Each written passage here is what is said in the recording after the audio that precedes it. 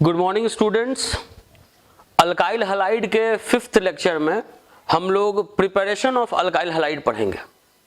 आज का लेक्चर थोड़ा ज़्यादा लंबा है क्योंकि बहुत सारा पहले वो बात भी हम लोग को जानना पड़ेगा। अल्काइल हलाइड के प्रिपरेशन को पढ़ने के लिए ज़रूरी है। एक बात ये दिमाग में रख लीजिए कि अब थोड़ा लेक्चर जल्दी जल्दी भी आएगा तो उस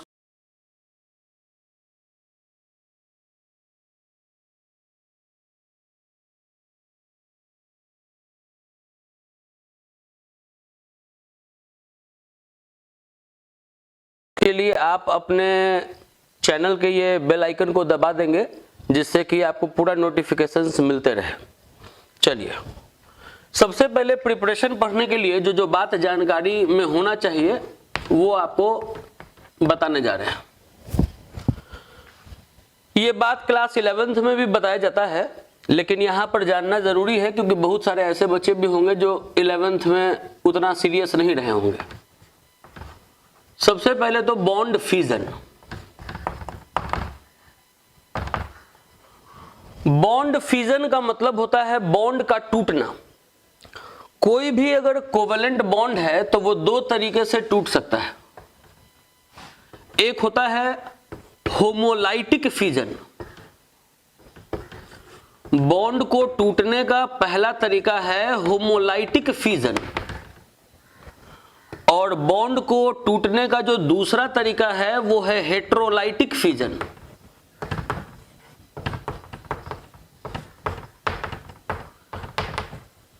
कोवेलेंट बॉन्ड को अगर तोड़ना है तो ये दो तरीके से टूटेगा, एक है होमोलाइटिक फ्यूजन, दूसरा है हेटेरोलाइटिक फ्यूजन। होमोलाइटिक फ्यूजन का ही दूसरा नाम है होमोलाइसिस, और हेटेरोलाइटिक फ्यूजन का ही दूसरा नाम है हेटेरोलाइसिस।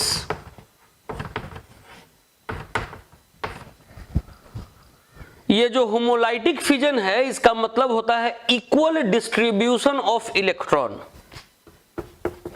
ये है इक्वल डिस्ट्रीब्यूशन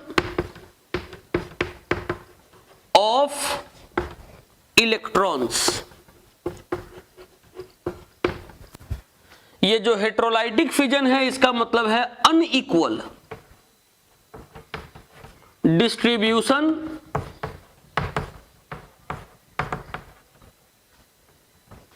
ऑफ इलेक्ट्रॉन्स। जैसे बात समझिए, अगर दो एटम है ए और बी, उन दोनों के बीच में एक कोवेलेंट बॉन्ड बना हुआ है। कोवेलेंट बॉन्ड कहने का मतलब है एक जोड़ा शेयर्ड पेयर्ड इलेक्ट्रॉन, जिसमें एक इलेक्ट्रॉन इस ए का है तो एक इलेक्ट्रॉन इस बी का है। आपको इस बॉन्ड को तोड़ना है होमोलाइटिक फ्यूजन की मदद से। तो होमोलाइटिक फ्यूजन का मतलब होता है ये इलेक्ट्रॉन को बराबर हिस्सों में बांट देना। ए का इलेक्ट्रॉन ए को दे देना और बी का इलेक्ट्रॉन बी को दे देना। अगर ए अपना इलेक्ट्रॉन लेके अलग हो जाए और बी अपना इलेक्ट्रॉन लेके अलग हो जाए तो इस बॉन्ड फ्यूजन को होमोलाइटिक फ्यूजन कहते हैं।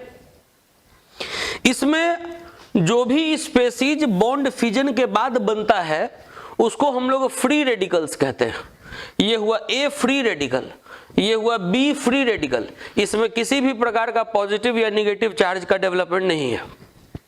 होमोलाइटिक फ्यूजन के बाद अब हम लोग जानते हैं हेटेरोलाइटिक फ्यूजन को। अगर मान लीजिए कि ए और बी दो एटम है जो आपस में कोवेलेंट बॉन्ड से जुड़ा हुआ है। कोवेलेंट बॉन्ड का मतलब हुआ, जो कि पहले बताए अभी, ए और बी के बीच में एक जोड़ा इलेक्ट्रॉन। यहां एक इलेक्ट्रॉन ए का है और एक इलेक्ट्रॉन बी का है। अब अगर इसको हमको अनइक्वल हिस्सों में बांटना है, इसका मतलब है कि दोनों इलेक्ट्रॉन या तो बी ले लेगा या तो दोनों इलेक्ट्रॉन ए ले लेगा। अगर ये दोनों इलेक्ट्रॉन बी ले लिया, इसका मतलब है कि ए अपना एक इलेक्ट्रॉन लॉस कर दिया तो इसके ऊपर आएगा एक प्लस चार्ज। बी अगर अपना तो एक इलेक्ट्रॉन रखा है ही, एक इलेक्ट्रॉन अगर ए वाला भी ये खींच लिया तो इसके ऊपर आएगा माइनस चार्ज। तो दिमाग में रखेंगे कि जब भी हेटेरोलाइटिक फ्यूजन होगा तो पॉजिटिव और नेगेटिव चार्ज का डेवलपमेंट होगा। जो एटम दोनों इलेक्ट्रॉन अपने ऊपर खींच लेगा उस पर नेगेटिव चार्ज, और जिसका इलेक्ट्रॉन खिंचा जाएगा उस पर पॉजिटिव चार्ज। तो ये अभी नोट में सबसे पहला बात बताए बॉन्ड फिजन।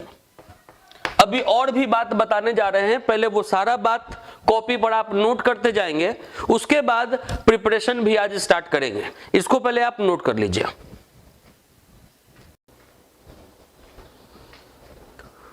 होमोलाइटिक और हेट्रोलाइटिक फ्यूजन जानने के बाद जो दूसरा इंपॉर्टेंट बात है जो आपको जानना जरूरी है प्रिपरेशन पढ़ने के लिए, वो है कोऑर्डिनेट बॉन्ड। कोऑर्डिनेट बॉन्ड, ये जो केमिकल बॉन्ड है ये क्लास 11th में आपका पढ़ा हुआ है। यहां थोड़ा सा बात हम आपको बस ये बता दें जिसका कि बार बार पूरे ऑर्गेनिक में यूज होगा। आप कोऑर्डिनेट बॉन्ड ये पढ़े हैं कि अगर ए के पास 2 इलेक्ट्रॉन हो, मतलब लोन पेयर हो, ये इलेक्ट्रॉन डेफिशिएंट एटम हो, अगर ये एटम अपना दोनों इलेक्ट्रॉन अगर इसको दे दे तो ये जो बॉन्ड बना उसको कोऑर्डिनेट बॉन्ड कहते हैं। मतलब इसका कोई कंट्रीब्यूशन नहीं होता है, दोनों इलेक्ट्रॉन इसी से जाता है। इसका खूब सुंदर सा मैकेनिज्म हम क्लास 11th में केमिकल बॉन्ड में पढ़ाते हैं, लेकिन अभी उस पर नहीं जा रहे हैं। अभी आप केवल ये दिमाग में रखिएगा कि कोऑर्डिनेट बॉन्ड आप ये जानते हैं कि इसको एरो मार्क से डिनोट करते हैं। एरो मार्क का जो टेल होता है वो होता है डोनर एटम के तरफ, और एरो मार्क का जो हेड होता है वो होता है एक्सेप्टर एटम के तरफ। जो एटम इलेक्ट्रॉन देने का काम कर रहा है उधर टेल लिखेंगे, और जो एटम इलेक्ट्रॉन एक्सेप्ट कर रहा है उधर हेड लिखेंगे। ये बात दिमाग में रखेंगे कि कोऑर्डिनेट बॉन्ड को इस तरीके से भी डिनोट करते हैं जो कि ऑर्गेनिक में खूब यूज होगा। लाइन बनाएंगे सिंपल, सिंगल लाइन, डोनर के तरफ लाइन के ऊपर पॉजिटिव और एक्सेप्टर के तरफ लाइन के ऊपर नेगेटिव। मतलब कि ये जो एरो मार्क बनाए हैं, एरो मार्क नहीं बना के सिंपल सिंगल बॉन्ड वाला लाइन दिए हैं, एक तरफ पॉजिटिव चार्ज एक तरफ नेगेटिव चार्ज।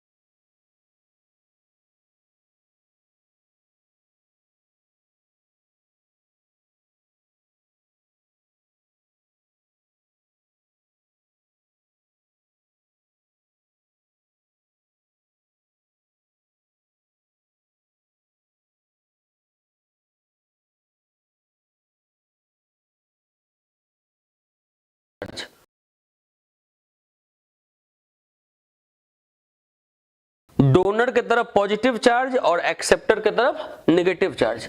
तो ये कोऑर्डिनेट बॉन्ड का डिनोशन हो गया। तीसरा जो है जो आपको बताने जा रहे हैं वो है कार्बोकटायन। तीसरा बात जो बताने जा रहे हैं वो है कार्बोकटायन। कार्बोकटायन का भी बहुत जरूरत पड़ेगा। अभी पहले ही प्रिपरेशन से, जो प्रिपरेशन बहुत सारा पढ़ना है, जो पहला प्रिपरेशन पढ़ाएंगे उसी से कार्बोकटायन यूज होना स्टार्ट हो जाएगा। कार्बोकटायन में था कि अगर मान लीजिए कि कार्बन किसी एटम से अटैच है और ये एटम अगर दोनों इलेक्ट्रॉन लेके अगर अलग हो गया तो ये कार्बन के ऊपर पॉजिटिव चार्ज आ जाएगा। ये कार्बन को कार्बोकटायन कहते हैं। इस कार्बन के पास 3 सिग्मा है, एक पॉजिटिव चार्ज है, इलेक्ट्रॉन का इसको कमी है, हाइब्रिडाइजेशन sp2 है। इलेक्ट्रॉन का कमी इसलिए है क्योंकि 2 2 4 2 6 इलेक्ट्रॉन है, इसका ऑक्टेट पूरा नहीं है तो इसमें इलेक्ट्रॉन का कमी हुआ, ये इलेक्ट्रॉन डिफिशिएंट हुआ। 3 सिग्मा के कारण हाइब्रिडाइजेशन sp2 है। ये जो कार्बोकटायन है ये 3 प्रकार का होता है। एक होता है 1 डिग्री, एक होता है 2 डिग्री, एक होता है 3 डिग्री। ऐसा कार्बोकटायन जो अपने एक बॉन्ड से कार्बन से जुड़ा हुआ है, तो इसको बोलते हैं 1 डिग्री कार्बोकैटायन। ऐसा कार्बोकैटायन जो अपने 2 बॉन्ड से कार्बन से जुड़ा हुआ है, इसको बोलते हैं 2 डिग्री कार्बोकैटायन। और ऐसा कार्बोकैटायन जो अपने तीनों बॉन्ड से कार्बन से जुड़ा हुआ है, तो इसको बोलते हैं 3 डिग्री कार्बोकैटायन।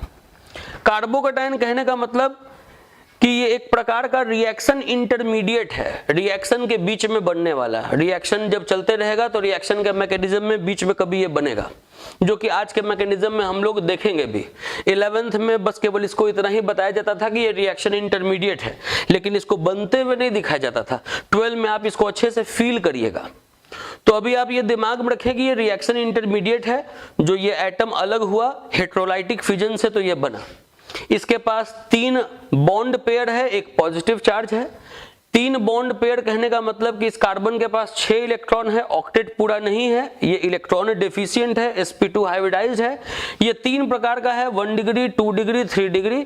ऐसा कार्बोकैटायन जो अपने एक बॉन्ड से कार्बन से जुड़ा हुआ है तो 1 डिग्री। ऐसा कार्बोकैटायन जो अपने 2 बॉन्ड से कार्बन से जुड़ा हुआ है तो 2 डिग्री। और ऐसा कार्बोकैटायन जो अपने तीनों बॉन्ड से कार्बन से जुड़ा हुआ है वो 3 डिग्री कार्बोकैटायन। कोई भी कार्बोकैटायन हो, चूंकि वो इलेक्ट्रॉन का उसमें कमी है, तो वो सब अनस्टेबल होगा। ये भी अनस्टेबल है, ये भी अनस्टेबल है, ये भी अनस्टेबल है। क्यों? क्योंकि इसमें भी इलेक्ट्रॉन का कमी है, इसमें भी इलेक्ट्रॉन का कमी है, इसमें भी इलेक्ट्रॉन का कमी है। लेकिन अगर आपसे पूछ दिया जाए कि ठीक है ये सब का सब अनस्टेबल है, लेकिन इन तीनों में ज्यादा स्टेबल कौन है, तो ये याद रखिएगा कि 3 डिग्री कार्बोकैटायन ज्यादा स्टेबल होता है 2 डिग्री से, और 2 डिग्री ज्यादा स्टेबल होता है 1 डिग्री से। इसका कारण 11th में पढ़े हैं, यहां पर थोड़ा याद दिला दें। 11th में एक इफेक्ट पढ़े थे, इंडक्टिव इफेक्ट, जिसमें हम लोग इलेक्ट्रॉन पुशिंग ग्रुप को +I ग्रुप कहते थे और इलेक्ट्रॉन पुलिंग ग्रुप को -I ग्रुप कहते थे। तो जो भी अल्काइल ग्रुप होता है वो इलेक्ट्रॉन पुशिंग ग्रुप होता है, मतलब अगर कार्बन के चेन से अगर वो जुड़ जाए तो वो इलेक्ट्रॉन को पुश करने का काम करेगा कार्बन चेन के तरफ। जैसे ये alkyl group electron pushing group का काम करता है, तो यहां पर 1 इलेक्ट्रॉन पुशिंग ग्रुप है, यहां पर 2 इलेक्ट्रॉन पुशिंग ग्रुप है 2 डिग्री में, और 3 डिग्री में 3 इलेक्ट्रॉन पुशिंग ग्रुप है। तो इलेक्ट्रॉन पुश करने का काम कर रहा है ये अल्काइल। यहां पर ये दोनों अल्काइल इलेक्ट्रॉन पुश करने का काम कर रहा है, और यहां ये तीनों अल्काइल इलेक्ट्रॉन पुश करने का काम कर रहा है। इलेक्ट्रॉन डेफिशिएंट तीनों है, लेकिन इसको 3 तरफ से इलेक्ट्रॉन मिल रहा है, तो ये वाला ज्यादा स्टेबल होगा इन दोनों के रेस्पेक्ट में। तो अभी 2 बात बताए, एक बताया कोऑर्डिनेट बॉन्ड और एक बताया कार्बोकैटायन। कोऑर्डिनेट बॉन्ड में बताएं कि एरो मार्क से तो डिनोट करते ही थे, इसको ऐसे सिंगल बॉन्ड से भी डिनोट करेंगे, एक तरफ पॉजिटिव चार्ज एक तरफ negative charge, positive donor atom की तरफ और नेगेटिव एक्सेप्टर एटम की तरफ। कार्बोकैटायन एक प्रकार का रिएक्शन इंटरमीडिएट जिसमें इलेक्ट्रॉन का कमी है, 3 बॉन्ड है, एक पॉजिटिव चार्ज है, और ये कार्बोकैटायन 3 प्रकार का है, 1 डिग्री, 2 डिग्री, 3 डिग्री। अगर एक इलेक्ट्रॉन पुशिंग ग्रुप है इससे जुड़ा हुआ 1 डिग्री, 3 इलेक्ट्रॉन पुशिंग ग्रुप है 3 डिग्री।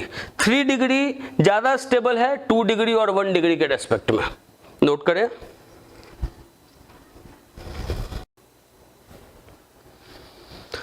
अब हम लोग पढ़ने जा रहे हैं प्रिपरेशन ऑफ अल्काइल हैलाइड।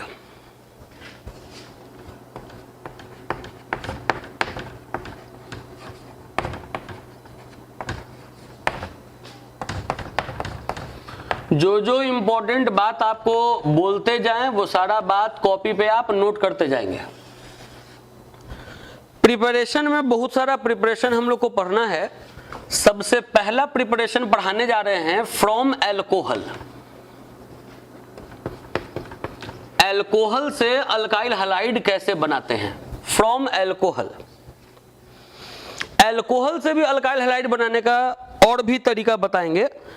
तो अल्कोहल से अल्काइल हैलाइड बनाने का जो एक से ज्यादा तरीका हम लोग को पढ़ना है, तो उसमें सबसे पहला तरीका पढ़ने जा रहे हैं कि when alcohol reacts with HX in the presence of anhydrous ZnCl2, then alkyl halide is formed along with water। यहां पर जो X है वो हैलोजन है। अल्कोहल अगर रिएक्ट करेगा HX के साथ in the presence of anhydrous ZnCl2 तो अल्काइल हैलाइड बनेगा वाटर के प्रेजेंस में। अब देखिए यहां पे बहुत सारा बात आपको बता रहे हैं। कुछ लोग इसको इस तरीके से आसानी से बता देते हैं बच्चों को कि देखो H और OH मिलके वाटर बन के अलग हो गया और अल्काइल हैलाइड बन गया। बच्चों को लगता है कि वाह ये तो बहुत सिंपल है, लेकिन अगर आप ऐसे जानेंगे तो एक दो क्वेश्चन ही केवल आपसे बनेगा, सारे क्वेश्चंस का प्रोडक्ट आपको याद करना पड़ेगा। इसका मैकेनिज्म उतना आसान नहीं है, बहुत ज्यादा दिमाग आपको लगाना पड़ेगा। इसीलिए बोले थे कि आज का लेक्चर थोड़ा लंबा है। पहले ये बात दिमाग में रख लीजिए कि यहां पर जो X है वो हैलोजन है। अगर कॉन्क HCl, X के जगह अगर Cl हो, अगर कॉन्क HCl और एनहाइड्रस ZnCl2 है तो इस मिक्सचर को ल्यूकास रिएजेंट के नाम से हम लोग जानते हैं, ल्यूकास रिएजेंट। तो ये सबसे पहला इंपॉर्टेंट बात हो गया इस प्रिपरेशन में कि कॉन्क HCl और एनहाइड्रस ZnCl2 इस मिक्सचर को ल्यूकास रिएजेंट कहते हैं। ऑब्जेक्टिव में ये क्वेश्चन रहता है कि इनमें से ल्यूकास रिएजेंट कौन है। 4 ऑप्शन दिया रहता है, जिस ऑप्शन में आपको ये दिखे उसको आप ल्यूकास रिएजेंट कह देंगे। कॉन्क HCl एनहाइड्रस ZnCl2 इन दोनों का मिक्सचर ल्यूकास रिएजेंट कहलाएगा। ल्यूकास रिएजेंट के मदद से ये जो अल्कोहल है आप उस अल्कोहल को डिफरेंशिएट कर सकते हैं कि ये 1 डिग्री अल्कोहल है कि 2 डिग्री अल्कोहल है कि 3 डिग्री अल्कोहल है। जैसे टेस्ट ट्यूब में अल्कोहल दे दिया गया, 3 टेस्ट ट्यूब है, तीनों टेस्ट ट्यूब में अल्कोहल दे दिया गया। किसी टेस्ट ट्यूब में 1 डिग्री अल्कोहल, किसी टेस्ट ट्यूब में 2 डिग्री अल्कोहल, किसी टेस्ट ट्यूब में 3 डिग्री अल्कोहल रख दिया गया। आपको नहीं पता कि किस टेस्ट ट्यूब में कौन सा अल्कोहल है, और आपको अगर आपसे पूछ दिया गया कि कौन सा अल्कोहल 1 डिग्री है, कौन सा अल्कोहल 2 डिग्री है, कौन सा अल्कोहल 3 डिग्री है, तो आप ये बता सकते हैं by the help of Lucas reagent. कैसे बता सकते हैं उस पे हम लोग बात करते हैं। पहले ये देखिए, अभी बताएं कि जब अल्कोहल HX के साथ रिएक्ट करेगा तो अल्काइल हैलाइड बनेगा वाटर के साथ। ये जो अल्काइल हैलाइड है वो पानी में घुलता नहीं है, इमिसिबल है। लिख दे रहे हैं ये बात कि अल्काइल हैलाइड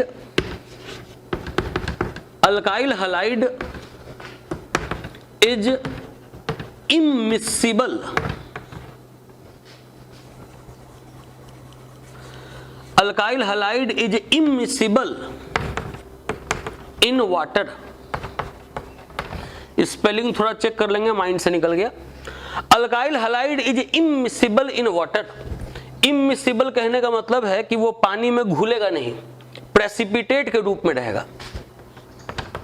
अल्काइल हैलाइड जो है वो पानी में घुलेगा नहीं, वो प्रेसिपिटेट के रूप में रहेगा। तो यही लिखा हुआ है कि alkyl halide is immiscible in water. अब पानी है और पानी में अल्काइल हैलाइड भी है, पानी में वो घुला नहीं, तो ऐसे सॉल्यूशन को हम लोग टर्बिड सॉल्यूशन कहते हैं। टर्बिड सॉल्यूशन वैसा सॉल्यूशन जिसमें कि प्रेसिपिटेट है, वैसा सॉल्यूशन जिसमें कि प्रेसिपिटेट है, ऐसे सॉल्यूशन को हम लोग टर्बिड सॉल्यूशन कहते हैं। तो अगर ये जो अल्कोहल है, अल्कोहल अगर 3 डिग्री वाला अल्कोहल हुआ, 3 डिग्री वाला अल्कोहल, कैसे अल्कोहल को जानेंगे? फॉर्मूला देख के कि 1 डिग्री है कि 2 डिग्री है कि 3 डिग्री है, वो बहुत आसान है, तुरंत बताते हैं। पहले ये लाइन कंप्लीट कर लें अपना कि अगर अल्कोहल 3 डिग्री है, मतलब जिस भी टेस्ट ट्यूब में, जो 3 टेस्ट ट्यूब दिया हुआ था जिसमें कि आपको अल्कोहल रखा हुआ था, आपको बताना था कि कौन सा अल्कोहल 1 डिग्री है, कौन सा अल्कोहल 2 डिग्री है, कौन सा अल्कोहल 3 डिग्री है। तो बोले कि आप ये बता सकते हैं ल्यूकास रिएजेंट की मदद से, मतलब तीनों में ल्यूकास रिएजेंट आपको डाल देना है। 3 डिग्री अल्कोहल वाला जो भी अल्कोहल होगा, अगर उसमें आप ल्यूकास रिएजेंट डालिएगा तो टर्बिड सॉल्यूशन तुरंत बन जाएगा। Gives turbidity immediately.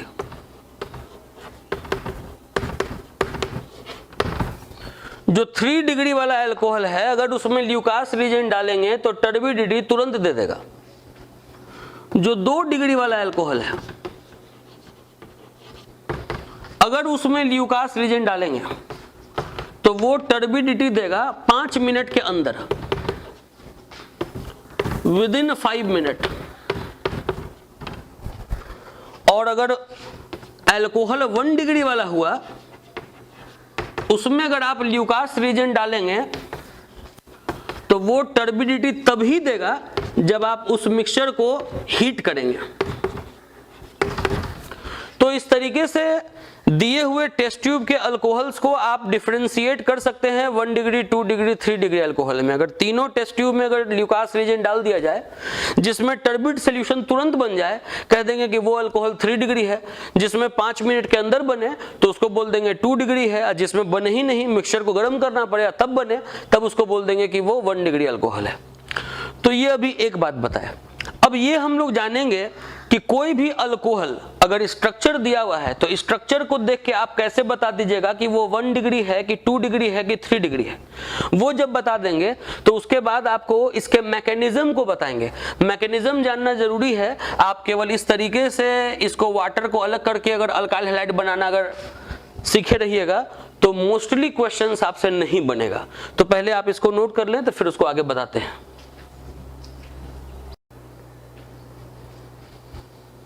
देखिए, बोल रहे थे कि पहले तो ये हम लोग जान जाएं कि अगर कोई भी अल्कोहल का स्ट्रक्चर दिया हुआ है तो स्ट्रक्चर देख के कैसे बता देंगे कि वो 1 डिग्री अल्कोहल है कि 2 डिग्री अल्कोहल है कि 3 डिग्री अल्कोहल है। जैसा अल्काइल हैलाइड में बता देते थे कि हैलोजन जिस कार्बन से जुड़ा हुआ होता था, अगर वो कार्बन अपने एक बॉन्ड से कार्बन से जुड़ा होता था तो उसको 1 डिग्री अल्काइल हैलाइड कहते थे। अगर कोई ऐसा अल्काइल हैलाइड होता था जिसमें हैलोजन ऐसे कार्बन से जुड़ा रहता था जो अपने 2-2 बॉन्ड से कार्बन से जुड़ा रहता था तो उसको 2 डिग्री अल्काइल हैलाइड कह देते थे। और अगर हैलोजन किसी ऐसे कार्बन से जुड़ा हुआ होता था जिसमें वो कार्बन अपने 3-3 बॉन्ड से कार्बन से जुड़ा हुआ होता था तो उसको 3 डिग्री अल्काइल हैलाइड कहते थे। सेम तरीके से अल्कोहल में भी होगा। जैसे अगर ये अल्कोहल है, अल्कोहल है, OH ऐसे कार्बन से जुड़ा हुआ है जो अपने एक बॉन्ड से कार्बन से जुड़ा हुआ है तो इसको 1 डिग्री अल्कोहल कहेंगे। अल्कोहल है,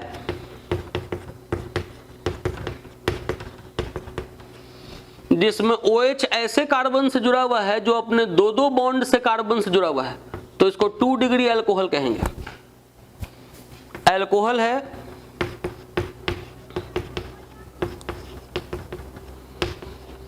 जिसमें OH ऐसे कार्बन से जुड़ा हुआ है जो कि अपने 3-3 बॉन्ड से कार्बन से जुड़ा हुआ है तो इसको 3 डिग्री अल्कोहल कहेंगे। तो 1 degree alcohol, 2 degree alcohol, 3 degree alcohol को आप स्ट्रक्चर के मदद से भी समझ सकते हैं। लेकिन टेस्ट ट्यूब में अगर दिया हुआ है अल्कोहल तो आपको तो फॉर्मूला पता नहीं कि कौन सा अल्कोहल रखा हुआ है। तब आपको अगर डिफरेंशिएट करना है कि कौन सा 1 डिग्री अल्कोहल है, कौन सा 2 डिग्री अल्कोहल है, कौन सा 3 डिग्री अल्कोहल है, तो आप ल्यूकास रीजेंट की मदद से कर पाएंगे। आपको एक बार रिपीट कर दें कि जिस टेस्ट ट्यूब में आप ये ल्यूकास रीजेंट डालिए और टर्बिडिटी तुरंत बन गया तो समझिए कि वो 3 डिग्री अल्कोहल है। 5 मिनट के अंदर बना तो उसको 2 डिग्री अल्कोहल कहेंगे। और अगर नहीं बना, आपको उस मिक्सचर को गर्म करना पड़ा तब टर्बिडिटी शो किया, तब आप उसको 1 डिग्री अल्कोहल कहेंगे। तो ये तो स्ट्रक्चर के बेसिस पे बताए। अब हम लोग मैकेनिज्म में आ रहे हैं कि कैसे अल्काइल हैलाइड बनेगा अल्कोहल से। तो देखिए मैकेनिज्म सिखाते हैं। पहले आप पुराने स्टेटमेंट पे आइए। अभी कुछ देर पहले लिखे थे कि अल्कोहल जब रिएक्ट करेगा HX के साथ in the presence of anhydrous ZnCl2 तो अल्काइल हैलाइड बनेगा अलोंग विथ वाटर। ये बोले कि ये जो सोल्यूशन है वो टर्बिड सोल्यूशन है क्योंकि यहाँ अल्काइल हैलाइड पानी में घुलता नहीं है, प्रेसिपिटेट के रूप में बनता है। और आपको बताए थे कि ऐसे लोग बता देते हैं कि वाटर अलग हो गया, अल्काइल हैलाइड बन गया। बच्चों को इस तरीके से आसान एग्जाम्पल पे पेश किया जाता है और बच्चों को लगता है कि उनको समझ में आ गया। बच्चों को अल्कोहल के जगह पे ये सेट कर दिया जाता है इथाइल अल्कोहल, HX के जगह पे HCl लिख दिया जाता है, एनहाइड्रस ZnCl2 दिया जाता है और पूछा जाता है कि चलो बताओ अपने से प्रोडक्ट लिखो। तो बच्चों को लगता है कि हाँ ये तो बहुत आसान है, H और OH को मिला के वाटर बना देंगे और उसके बाद CH3CH2 में इस Cl को मिला देंगे तो CH3CH2Cl बन गया। और उसके बाद बच्चे ये बना के बहुत खुश हो जाते हैं, कॉपी देते हैं टीचर को, टीचर भी ऐसे टिक लगा देते हैं, कहते हैं कि वेरी गुड, बहुत अच्छा, तुम सीख गए। चलो अब दूसरा प्रिपरेशन पढ़ते हैं। लेकिन प्रॉब्लम क्या आता है कि अगर इस अल्कोहल को अगर चेंज कर दिया जाए दूसरे अल्कोहल से, जैसे अगर अल्कोहल ये रख दिया जाए, उसके बाद HCl के साथ रिएक्ट किया जाए एनहाइड्रस ZnCl2 के प्रेजेंस में, अब अगर बच्चों को दिया जाए, जो कि सामान्यतः अगर ध्यान नहीं दिए, मैकेनिज्म अगर नहीं पढ़े तो ऐसा क्वेश्चन टीचर बताएगा ही नहीं।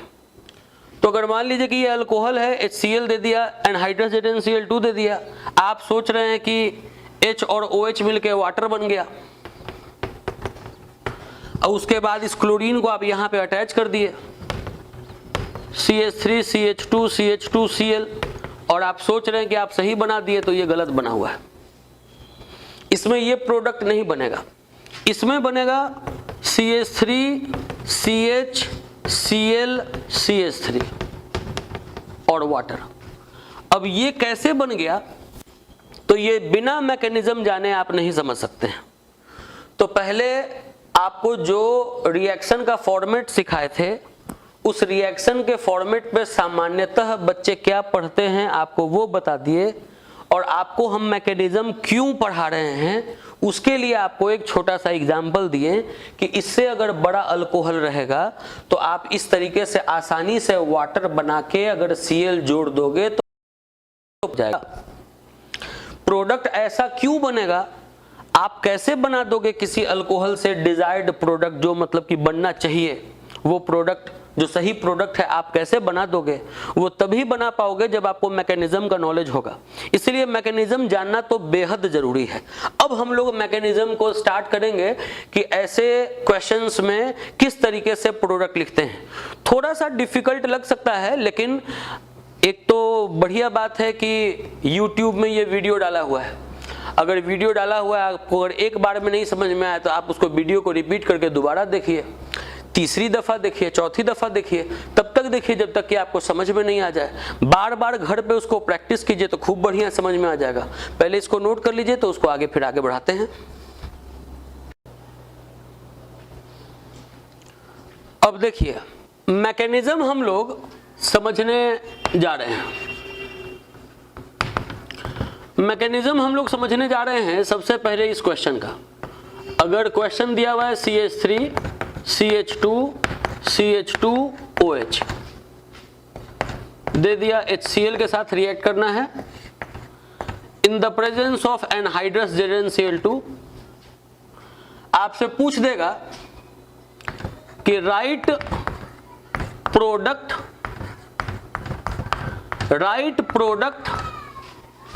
With mechanism.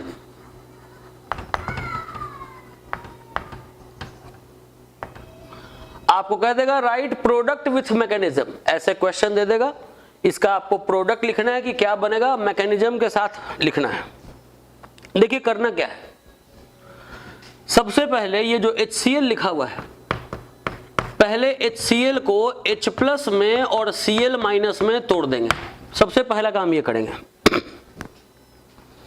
अगर यहां HBr दिया रहे तो H+ Br- में तोड़ देंगे। यहां HCl है तो H+ और Cl- में तोड़ दिए। उसके बाद क्या करेंगे कि ये जो निगेटिव वाला आयन है Cl-, इसको यहीं छोड़ देंगे। ये बस हम बच्चों को समझाने के लिए ऐसे बनाते हैं कि देखो हम इसको कुर्सी दे दिए हैं कि तुम आराम करो, तुम्हारा अभी कोई काम नहीं है। अब ये रिएक्ट करने के लिए आएगा इसके साथ। ये जो H+ है ये अल्कोहल के साथ रिएक्ट करेगा। ये अभी आराम कर रहा है, कुछ देर के बाद ये एक्टिव होगा। ये जो अल्कोहल है CH3 CH2 CH2OH, ये जो अल्कोहल है ये अल्कोहल इस H+ के साथ रिएक्ट करेगा। कैसे रिएक्ट करेगा ये समझिए। अल्कोहल में जो ऑक्सीजन होता है इसके पास 2 लोन पेयर होता है, क्योंकि ऑक्सीजन का ऑक्टेट तब पूरा होगा जब यहां पर बॉन्ड, यहां पर बॉन्ड और यहां पर 2 लोन पेयर। सबसे पहले ये जो अपना लोन पेयर है ये इस H+ को देगा कोऑर्डिनेट बॉन्ड के थ्रू, क्योंकि H+ मतलब कि एक भी इलेक्ट्रॉन नहीं है इसको 2 इलेक्ट्रॉन चाहिए स्टेबल होने के लिए, इलेक्ट्रॉन है ही नहीं। तो दोनों इलेक्ट्रॉन जब एक ही एटम देने का काम कर रहा है तो इस बॉन्ड को कोऑर्डिनेट बॉन्ड कहते हैं। अब इस कोऑर्डिनेट बॉन्ड को थोड़ा सामने सामने से बनाकर दिखा दे, जैसे CH3 CH2 CH2, ये जो OH है इसको O और H को दिखाएं। ये O इस H+ के साथ कोऑर्डिनेट बॉन्ड बना रहा है, H+ को इसके सामने लाके रख दिए और इसको कोऑर्डिनेट बॉन्ड को ऐसे दिखा दिया। मतलब जो बात यहां दिखाया जा रहा है वही बात को यहां दिखाया जा रहा है। इसको बस धीरे धीरे आगे इसलिए बढ़ा रहे हैं ताकि आपको समझने में दिक्कत नहीं हो। पहले ये अल्कोहल लिखें, H+ लिखें, ये दोनों इलेक्ट्रॉन को इसको दे दिए कोऑर्डिनेट बॉन्ड से। कोऑर्डिनेट बॉन्ड को एरो मार्क से दिखाते हैं। एरो का जो टेल है वो डोनर के तरफ, एरो का जो हेड है वो एक्सेप्टर के तरफ। उसके बाद इसको इस तरीके से भी लिख सकते हैं CH3 CH2 CH2OH। यहां ये जो H+ है वो H+ को लिखे। ये जो कोऑर्डिनेट बॉन्ड का साइन है उस कोऑर्डिनेट बॉन्ड को ऐसे सिंगल बॉन्ड से भी दिखा सकते हैं।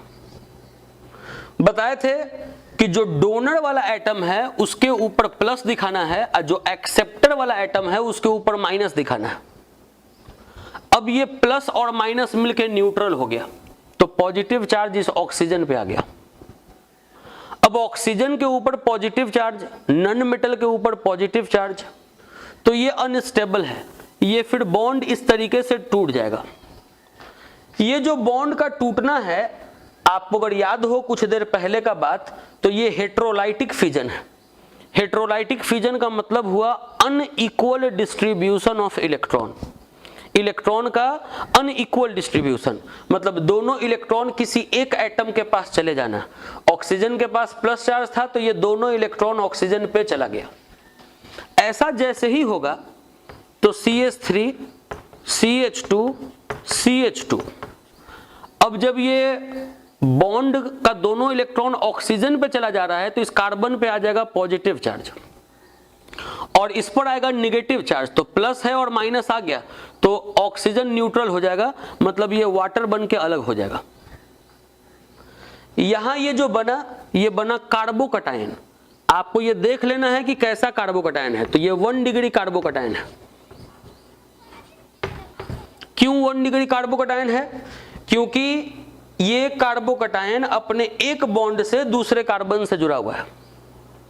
जहां भी कहीं कार्बोकटायन बन जाए वहां पर थोड़ा सा रुक जाना है, हड़बड़ाकर इस माइनस को इससे अगर जोड़ दीजिएगा तो गलती हो जाएगा। मेन बात बस यही है, यहीं पर थोड़ा सा पेशेंस रख के प्रोडक्ट बनाना है।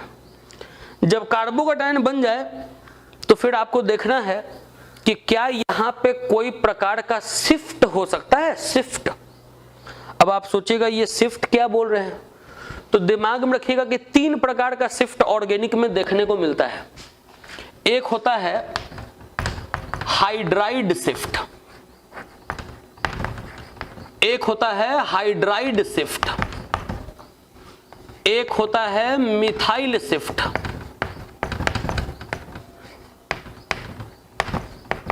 और एक होता है फिनाइल शिफ्ट।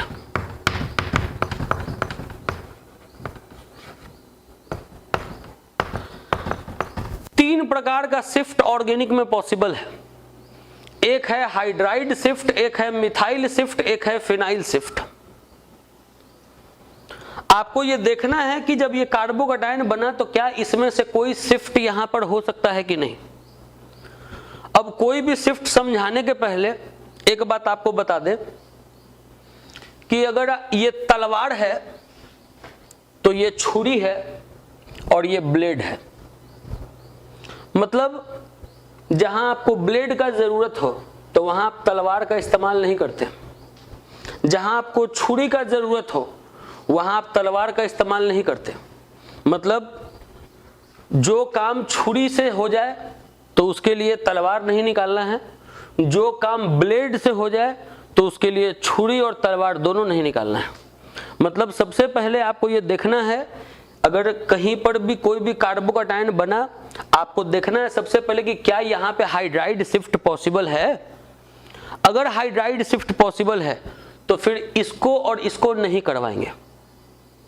अगर ये पॉसिबल नहीं है तब फिर देखेंगे कि क्या मिथाइल शिफ्ट पॉसिबल है। अगर ये भी पॉसिबल नहीं है तब फिर इसके ऊपर सोचेंगे। अब ये शिफ्ट होता क्यों है और किसके बीच में होता है, इस पे आइए। ये शिफ्ट होता बस इसलिए है कि ये जो कार्बोकैटायन बना है ये अपने और स्टेबल कार्बोकैटायन में चेंज कर जाए। जैसे यहां पर ये 1 डिग्री कार्बोकैटायन है तो आपको ये देखना है कि ये जो शिफ्ट है इसमें कोई भी शिफ्ट करवा के, इसमें कोई भी शिफ्ट करवा के, हाइड्राइड शिफ्ट करवा के, मिथाइल शिफ्ट करवा के, फिनाइल शिफ्ट करवा के, क्या आप इसको और दूसरे स्टेबल कार्बोकैटायन में चेंज कर सकते हैं? क्या आप इसको 1 डिग्री से 2 डिग्री या 3 डिग्री में चेंज कर सकते हैं? अगर आप कर सकते हैं तो आपको वो करना होगा, तब प्रोडक्ट बनाना होगा। बात पहले बताएं कि HCl को तो आप तोड़िए H+Cl- में, Cl- को देखिए अभी कुछ भी नहीं किया, कुर्सी देके छोड़ दिया। ये जो H+ है, H+ कोऑर्डिनेट बॉन्ड बनाया इसके साथ, कोऑर्डिनेट बॉन्ड बनाया, हेट्रोलाइटिक फिजन से कार्बोकैटायन बन गया। अब आपको यहां पर शिफ्ट के बारे में सोचना है। कैसे सोचना है ये देखिए।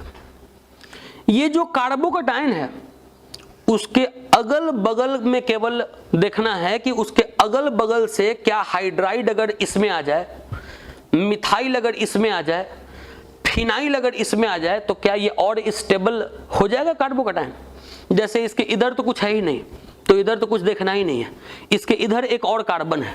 तो आप सोचिए कि इस कार्बन का सबसे पहले हाइड्राइड सोचिए कि इस कार्बन का अगर हाइड्राइड निकाल के अगर इसको दे दे, कैसे निकाल के दीजिएगा ये दिखाते हैं आपको। CH3 CH2, ये जो लिखा हुआ है CH2 CH2 CH2+। हाइड्राइड कहने का मतलब है H-। अगर आप इसमें से H- निकाल दीजिए, इसके बगल वाले कार्बन से निकालना है, या तो इधर बगल या तो इधर बगल, इधर तो कोई है नहीं तो बस यहां से सोचिए कि अगर यहां से अगर हम हाइड्राइड अगर निकाल दें तो हाइड्राइड अगर निकालिएगा, जैसे ही हाइड्राइड अगर आप निकालिएगा तो H- इस प्लस के साथ जुड़ जाएगा।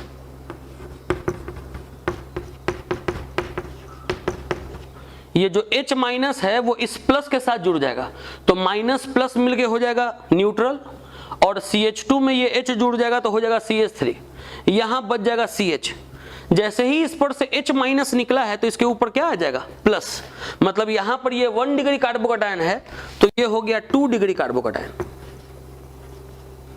2 डिग्री कार्बोकैटायन, जो कि इससे ज्यादा स्टेबल है।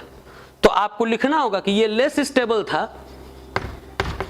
ये लेस स्टेबल था, इसीलिए इसको मोर स्टेबल में पहले तो चेंज कर दिया। किस प्रोसेस से चेंज किए? तो हाइड्राइड शिफ्ट से चेंज किए। तो हाइड्राइड शिफ्ट आपको लिखने का तरीका है, हमेशा कभी भी हाइड्राइड शिफ्ट लिखना हो तो आप हमेशा ऐसे लिखेंगे 1-2 हाइड्राइड शिफ्ट, हमेशा ऐसे लिखेंगे 1-2 हाइड्राइड शिफ्ट, कि जो पहला वाला कार्बन है उसमें दूसरे वाले कार्बन का हाइड्राइड लाके यहां शिफ्ट किए, 1-2 हाइड्राइड शिफ्ट। और जब ये 1-2 हाइड्राइड शिफ्ट कर दिए तो ये मोड स्टेबल बन गया। अब देखिए, अब इसको फाइनल प्रोडक्ट के रूप में हम इसको सेट करने जा रहे हैं। सबसे पहले दोबारा फिर से याद दिला दें कि HCl को आप तोड़े थे H प्लस Cl माइनस में, तो Cl माइनस को छोड़ दिए थे, H प्लस से ही ये सारा काम हुआ। अब जब फाइनल स्टेबल कार्बोकैटायन बन गया तो अब आप इसका कुर्सी यहां से हटा दीजिए कि जाओ अब तुम जंग पर जाओ और विजयी होके आओ। तो ये Cl माइनस अब यहां पे आएगा और इस प्लस के साथ यहां जुड़ के फाइनल प्रोडक्ट दे देगा। तो ये इस रिएक्शन का प्रोडक्ट हुआ CH3 CHCl CH3 along with water, जो कि यहां रिलीज हुआ है। अगर पूछ दिया कि हाँ इसका प्रोडक्ट लिखिए मैकेनिज्म के साथ, तो इसका प्रोडक्ट ये हुआ और वाटर हुआ। अब मैकेनिज्म ये पूरा हुआ, ये इतना पूरा लिखना पड़ेगा। कोई अगर बच्चा दिमाग में अगर ये बात को रखता हो कि नहीं नहीं इतना बिना सीखे भी मेरा काम हो जाएगा, तो आपको एकदम बता दे कि सीखना ही पड़ेगा, बिना इसके सीखे कोई उपाय नहीं है। तो पहले तो इसको नोट किया जाए, उसके बाद इसको और भी दूसरे एग्जाम्पल से और ज्यादा क्लियर करते हैं।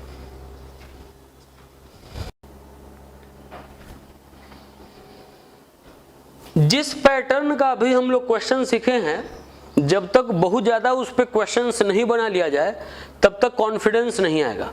इसीलिए भी और क्वेश्चंस को लेके अभी आगे बढ़ रहे हैं। अब देखिए अल्कोहल है, HX के साथ रिएक्ट कर रहा है एनहाइड्रस ZnCl2 के प्रेजेंस में, आपसे प्रोडक्ट पूछ रहा है। ऐसा क्वेश्चन दे देगा, रिएक्टेंट देके आपसे प्रोडक्ट पूछेगा लिखने को। बहुत एग्जाम में आता है ये, कोई भी कॉम्पिटिटिव एग्जाम्स का भी ये बहुत इंपॉर्टेंट सवाल है कि आपको इस तरीके से दे देगा, उसके बाद प्रोडक्ट पूछेगा कि इसमें से प्रोडक्ट क्या बनेगा। करना क्या होगा कि जो HCl है सबसे पहले एकदम उसको H प्लस और Cl माइनस में तोड़िए जैसे सिखाए हैं। इसको कुर्सी दे दीजिए आराम करने के लिए और इसको जंग पर भेज दीजिए।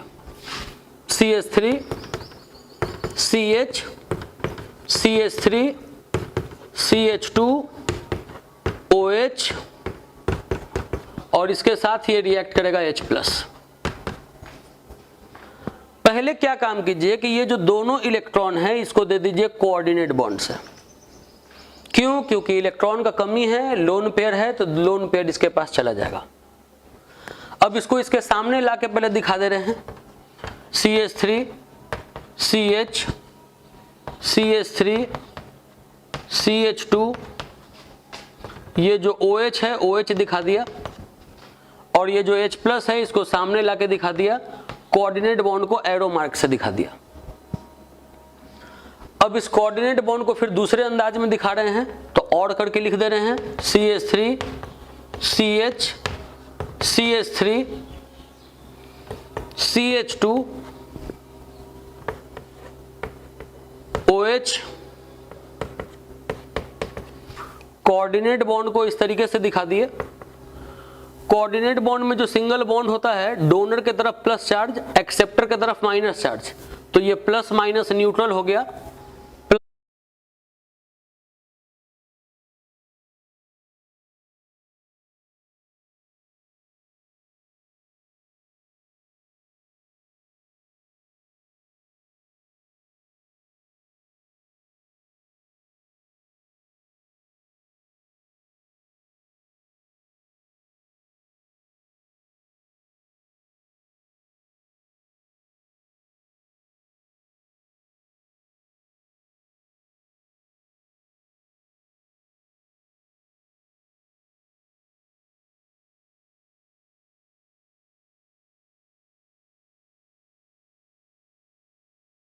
पहले क्या काम कीजिए कि ये जो दोनों इलेक्ट्रॉन है इसको दे दीजिए कोऑर्डिनेट बॉन्ड से। क्यों? क्योंकि इलेक्ट्रॉन का कमी है, लोन पेयर है, तो लोन पेयर इसके पास चला जाएगा। अब इसको इसके सामने लाके पहले दिखा दे रहे हैं। CH3 CH CH3 CH2, ये जो OH है OH दिखा दिया और ये जो H प्लस है इसको सामने लाके दिखा दिया, कोऑर्डिनेट बॉन्ड को एरो मार्क से दिखा दिया। अब इस कोऑर्डिनेट बॉन्ड को फिर दूसरे अंदाज में दिखा रहे हैं, तो और करके लिख दे रहे हैं CH3 CH CH3 CH2 OH। Coordinate bond को इस तरीके से दिखा दिए। कोऑर्डिनेट बॉन्ड में जो सिंगल बॉन्ड होता है, डोनर के तरफ प्लस चार्ज, एक्सेप्टर के तरफ माइनस चार्ज, तो ये प्लस माइनस न्यूट्रल हो गया, प्लस चार्ज आ गया ऑक्सीजन पे। नॉन मेटल पे जब प्लस चार्ज है तो ये बॉन्ड हेट्रोलाइटिक फिजन से टूटेगा, वाटर अलग होगा। वाटर अलग होने के बाद बन जाएगा CH3, CH, CH3, CH2, इस पे आ जाएगा पॉजिटिव चार्ज। पॉजिटिव चार्ज आने का मतलब कि ये बन गया कार्बोकैटायन। तो आपको ये देख लेना है कि कैसा कार्बोकैटायन है। तो 1 डिग्री कार्बोकैटायन, ये 1 डिग्री कार्बोकैटायन है, लेस स्टेबल है।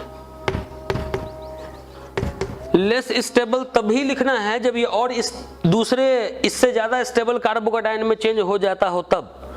अगर इसमें कोई शिफ्टिंग पॉसिबल नहीं हो तो ये नहीं लिखाएगा। चूंकि हम बहुत ऐसा क्वेश्चन देख चुके हैं, हमको पता है कि यहाँ शिफ्टिंग होगा, इसलिए हम यहाँ पे भी लिख दिए लेस स्टेबल। अब आपको देखना है कि यहाँ पे इसमें से कौन सा शिफ्ट करवा सकते हैं, हाइड्राइड कि मिथाइल कि फिनाइल। तो शिफ्टिंग करवाना होता है अगल बगल से। तो इधर तो कोई है नहीं, इधर ये कार्बन है। आप देखिए कि अगर इसका H- इस पे आप अगर शिफ्ट करवा देंगे तो क्या होगा। इस कार्बन का H-, ये जो हाइड्राइड है, सबसे पहले हाइड्राइड के बारे में ही सोचना है। तो यहाँ का जो H- है, अगर आप इस पे शिफ्ट करवा देंगे तो क्या होगा। जैसे ही आप इस पे शिफ्ट करवाएंगे, इसका H- शिफ्ट करवा दिए तो इसके ऊपर प्लस आ गया, और H- इसको दे दिए तो ये CH3 हो गया। मतलब ये 3 डिग्री कार्बोकैटायन में चेंज हो गया। 3 डिग्री कार्बोकैटायन जो है वो मोस्ट स्टेबल कार्बोकैटायन है। तो ये 1 डिग्री कार्बोकैटायन 3 डिग्री कार्बोकैटायन में चेंज हुआ हाइड्राइड शिफ्ट से। हाइड्राइड शिफ्ट को लिखने का तरीका बताएं, 1,2 हाइड्राइड शिफ्ट। तो ये लिख देंगे 1,2 हाइड्राइड शिफ्ट। जब ये शिफ्टिंग हो गया, मोड स्टेबल कार्बोकैटायन में चेंज हो गया, तो अब ये जो Cl- है, अब ये Cl- इसके साथ अटैच हो जाएगा और बनेगा CH3, CCH3, Cl, CH3। तो प्रोडक्ट होगा ये अलोंग विथ वाटर, जो कि अगर मैकेनिज्म नहीं जानते रहिएगा तो नहीं बना पाइएगा। इसको भी नोट कर लीजिए और दिमाग में रखिए कि ऐसा ऐसा क्वेश्चंस हम लोग को और बनाते रहना होगा। उसके बाद ही आप ऐसे मैकेनिज्म्स को क्लियर कर पाएंगे। ठीक है।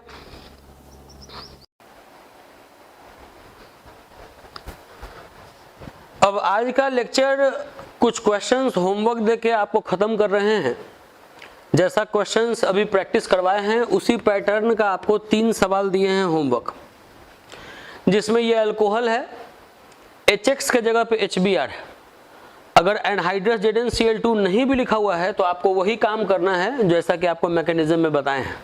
जैसे HCl को आप तोड़ते थे H+ और Cl- में, वैसे ही आप HBr को तोड़ेंगे H+ और Br- में।